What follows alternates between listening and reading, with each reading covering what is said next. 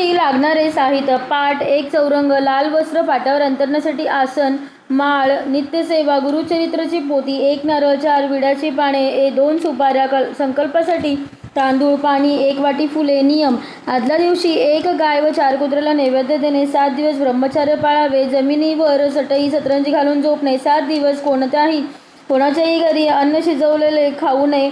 मांसाहार वर्ज्य. सेवेकऱ्यांचे परान्न होत नाही. 7 दिवस शुभ बोला. कोणाविषयी द्वेष करू नका. 7 महिन्यानंतरची गरोदर स्त्री पारायणास बसू शकते. कांदा लसूण वर्ज्य आहे. 1 कडधान्य किंवा कोणत्याही प्रकारचे डाळी वर्ज्य आहे. काळे वस्त्र 7 दिवस वर्ज्य. चामडे पुरुषांसाठी बेल्ट वगैरे घालून पारायणास बसू नये.